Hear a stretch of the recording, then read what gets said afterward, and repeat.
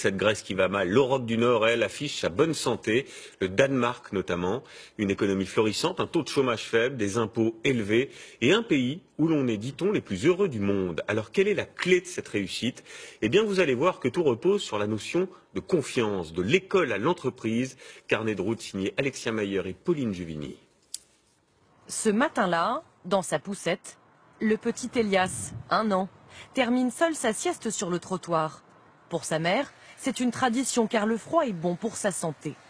Si les enfants sont dehors, c'est que la question de la sécurité ne se pose jamais ici. Pourquoi y a-t-il autant de bébés laissés seuls à l'extérieur au Danemark? Je pense que c'est parce qu'il ne se passe jamais vraiment rien. On n'entend jamais dans les journaux de mauvaises nouvelles. Donc ce n'est pas vraiment une prise de risque. Nous voici au Danemark, un pays où la société est basée sur la confiance. À l'opéra, 1300 personnes laissent tous les soirs leur manteau sans surveillance, car ici 8 personnes sur 10 ont confiance en leur prochain. C'est 4 fois plus qu'en France. Ah là, il y a aussi encore un bébé qui dort. Qui dort pas d'ailleurs. Et là, a priori, la maman, elle doit être à l'intérieur. Et là, par exemple, a priori, elle est là. Elle le surveille, oui. Malin Ridal est une auteure danoise. Pour elle, cette confiance fait partie de l'ADN de son pays. Pour nous, ça nous semble tellement naturel d'accorder la confiance aux autres et aussi, nous, se comporter comme quelqu'un à qui on peut faire confiance. C'est une manière beaucoup plus positive et il y a une sérénité quand même de la manière d'aborder la vie quand on fait confiance aux autres.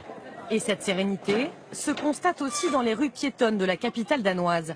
Ici, la plupart des enseignes exposent une partie de leurs marchandises à l'extérieur, sans surveillance, sans antivol. Là, c'est 400 couronnes, 450 couronnes. Ça fait combien en euros? Ça fait à peu près 60, 65 couronnes. Il y a 600 € de ce côté-là. Pareil ici, donc il y a 1200 € de marchandises et pourtant c'est à l'extérieur. Oui, mais enfin, à la fois, il y a la base de confiance, mais personne surveille, mais tout le monde surveille. Je pense qu'il va y avoir une réaction de passants. Si là, je prends un manteau et que je pars en courant, les passants réagissent. On va pas faire le test. Non. Pourquoi une telle confiance? Ce pays de 5 millions d'habitants fonctionne comme une tribu, un groupe uni, une société égalitaire. Pour en savoir plus, nous avons posé la question à Morten Frederiksen, sociologue et spécialiste de la question. Ce qui est caractéristique du Danemark, c'est que nous sommes un pays homogène à plusieurs titres. Le pays est culturellement homogène, les inégalités salariales sont réduites aussi. Donc les gens pensent se comprendre, se connaître fondamentalement. Et c'est l'explication du haut niveau de confiance. Les gens pensent connaître les envies et les intentions des autres. Et la confiance, cela s'apprend très tôt. Dans cette école, dès l'âge de 8 ans, la récréation se passe en plein cœur de Copenhague.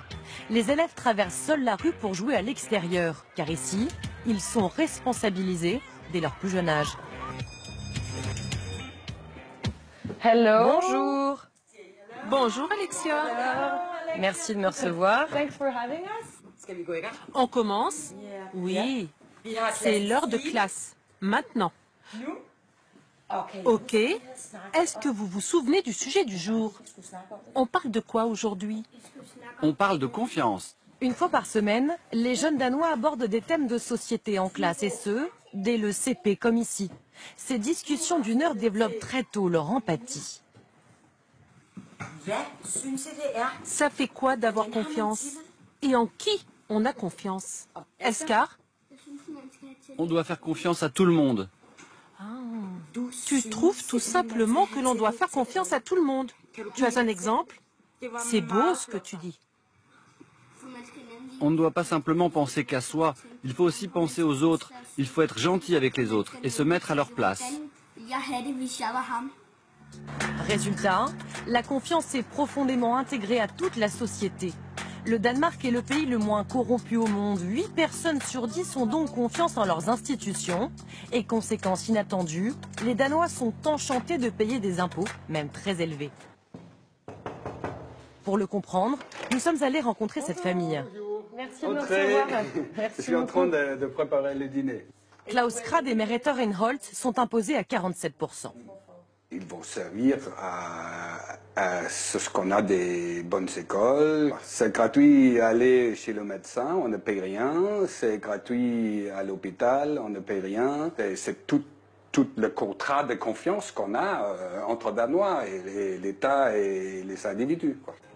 Un contrat de confiance qui pourrait même se transformer en bénéfice. La majorité des entreprises danoises l'ont compris.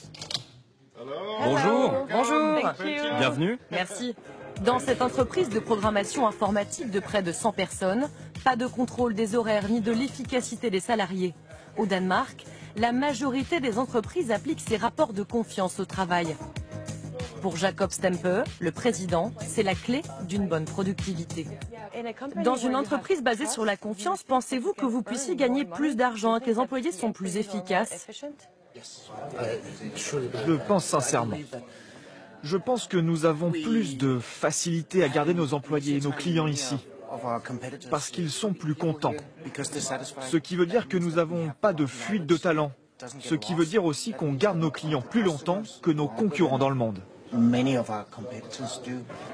Entreprise, famille, école. Dans ce pays scandinave, la confiance est donc un des piliers de la société. La clé du bonheur? Peut-être bien. Selon les sondages, année après année, le Danemark est le pays où l'on est le plus heureux au monde.